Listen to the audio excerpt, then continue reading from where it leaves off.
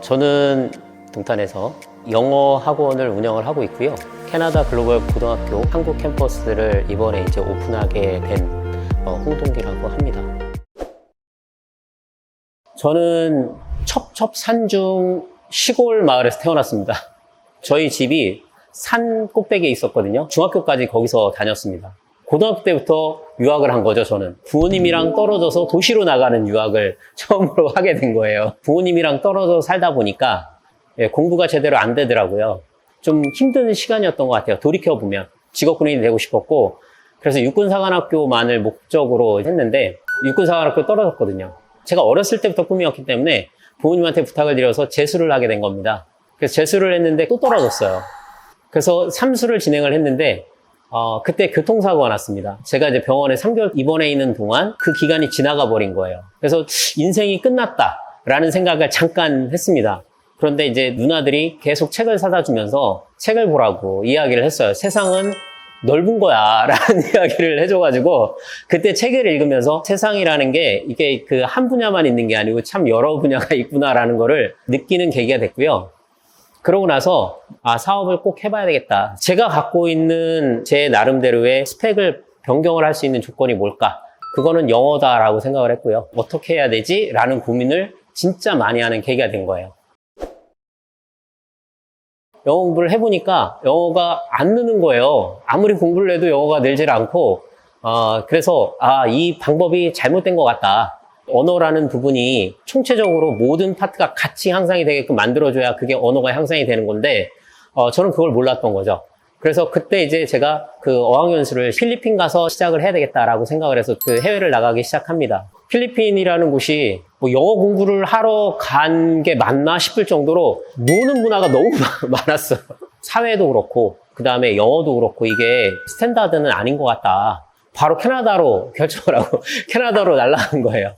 그 캐나다에 들어가가지고 어학연수 학교들 중에 저한테 잡을 줄 수 있는 곳이 있는지를 찾으러 다녔어요. 그런데 어느 곳에서도 저한테 잡을 줄 수 있는 곳이 없었습니다. 그래서 햄버거 샵에서 제가 그 일을 하게 된 거예요. 아르바이트로. 돈을 모으면서 이제 파트타임으로 공부를 시작했고요. 그 햄버거 샵에서 제가 6개월을 일을 했거든요. 그런데 그때 학교에서 저한테 이제 파트타임으로 일을 해보지 않겠냐. 마케팅 부서에 마케팅으로 이렇게 배정을 해주더라고요. 한국 지사로 제가 발령이 났고요. 한국으로 들어와가지고 최은소 지사장. 그때 처음으로 진행한 게 이제 캠프예요. 해외 캠프. 한 번 방학 동안에 진행할 때 한 30명, 40명 이런 식으로 진행을 했어요. 근데 이제 제가 그 역할을 맡으면서 500명을 한꺼번에 보내는 계기가 됐죠. 제가 전국에 그 유학원들 마케팅을 진행을 하면서 운때가 잘 맞았던 것 같아요. 그래서 한국에 거의 한 10개 방송국에서 그 학생 설명회를 진행을 했었습니다. 그 영어 캠프에서는 획을 긋는 일이 발생을 한 거죠. 유학 사업을 하게 된 계기가 된 게 뭐였냐면 캐나다 학교에서 제가 근무를 할 수 있는 기회가 있었잖아요. 유학생들이 막 물밀듯이 들어왔어요. 그 시점에. 학생들이 들어와서 생활하는 걸 보면서 제가 너무 안타까운 마음이 되게 많이 든 거예요. 저는 한 달에 제가 생활하는 비용이 150불이었거든요. 그런데 제가 이제 그 친구들이랑 이렇게 이야기를 해보면 한 달에 300만 원, 350만 원을 쓴대요. 근데 정말 그 부분에 대해서 조금도 이게 많이 쓰는 거구나라는 생각 없이 그냥 편하게 그렇게 생활을 하더라고요. 그런데 그 친구들이 그렇게 생활하면서도 본인들이 실제로 영어가 늘지도 않고 그냥 생활은 1년, 2년, 3년까지 가는 친구들도 있고 그런데 그냥 생활만 하더라고요.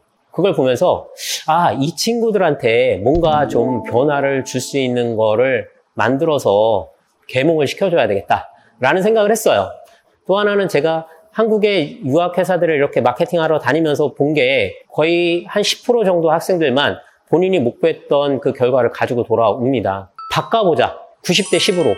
저희가 보내는 학생들 상담을 하면 제가 오리엔테이션을 다 진행을 하고 오리엔테이션 하는 날은 저희가 식당을 하나 빌려요. 저희 사무실 근처에.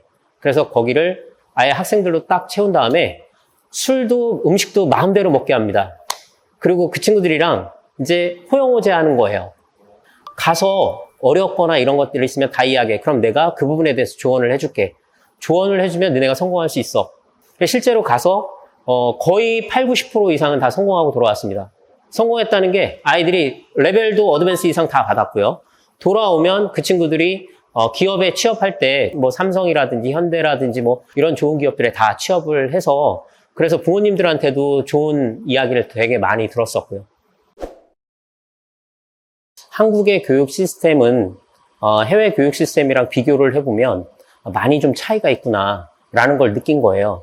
그래서 한국 교육 시스템에서 아이가 공부를 했을 때는 그렇게 큰 차이 없이 공부를 하게 될 것 같고 그 아이들이 사회에 진출했을 때 그냥 똑같은 일반인들 중에 하나로 똑같이 가다가 똑같이 힘든 생활을 하면서 생활하지 않을까? 저희 아이들한테는 조금 더 새로운 부분의 기회를 주고 싶다. 유학이라는 건 돈이 엄청 많이 들어가는 거잖아요. 네, 그래서 이제 그 프로그램을 통해서 진행을 했는데 앞으로 우리 아이들이 취업을 하고 그다음에 사회에 진출하고 하는 시점에서 필요한 사람이 되겠구나 라고 생각을 했습니다.